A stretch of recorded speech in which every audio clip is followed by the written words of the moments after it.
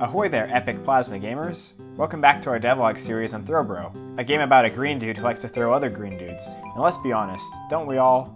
Last week we showcased a lot of new features in our game, including the start to this beach world. Now I'm happy to announce that the beach world is nearly completed, and I'm excited to show you how it all turned out. Just like most good video game worlds, this one starts with the world map. As you can see here, I scattered a bunch of islands around and put palm trees on them. I tried to make it look like what would be in each level. For example, we have a lighthouse on the map near the lighthouse level. We have another example with this level surrounded by trees. When you enter, it turns out to be a mangrove swampland-like level. The only thing really left to do in the world map is make a better level descriptions, because I don't think this is gonna cut it. So the first level I wanted to show off is this one titled Lime Lagoon. This is the introductory level for the beach world. We wanted to use this level mostly to teach players how to use all of the mechanics in this world. It starts off with a crab that walks into a beach ball and then gets launched upwards. I was really proud of how this worked out. It not only manages to teach players that the beach balls can launch you upwards, but it also draws your attention to the new crab dude enemy.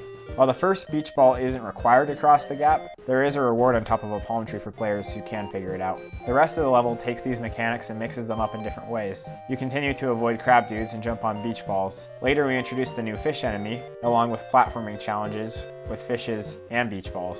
The level finishes up with a big mashup with a lot of things from previous worlds along with the new mechanics from this level. I finished this level off by composing a new beach level song. Here's a small preview of that.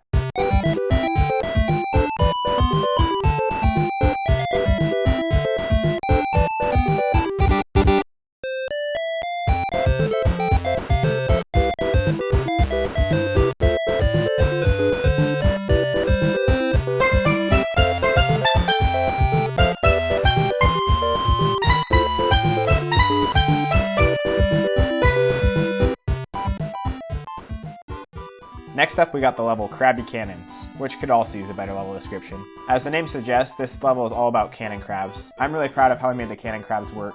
You can jump on the cannonballs to get to higher places. You can also jump on the cannon crabs to trigger what may be the saddest death animation I've ever made. Honestly, you're kind of a monster if you defeat them intentionally though. After some more challenges, you find a pirate ship with crabs all over it. This is where the level really starts to vamp up. It all ends with a tower of palm trees that you have to climb by jumping off cannonballs. One of the harder levels in this world is the lighthouse that I hinted at earlier. I really wanted to develop a level for this game that dealt more with vertical movement than horizontal movement, and a lighthouse seemed like a perfect opportunity to do this.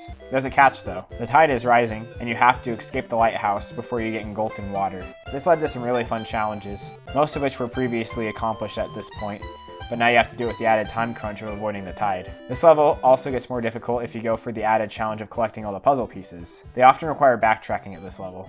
Lastly, we have my favorite of the new ones, Torpedo Alley. This level is all about the torpedoes that we introduced in this world. It starts off pretty simple. You can only get out of the starting area by grabbing onto a torpedo. Later it gets more interesting though. There's a pirate ship where you have to drop down below the deck and grab onto a torpedo without falling into the ocean.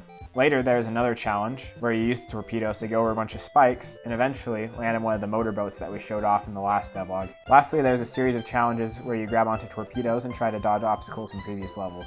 Now with all this complete, I have one more announcement before I sign out. In the spirit of Valentine's Day coming up, I feel it's time for me to say, I love...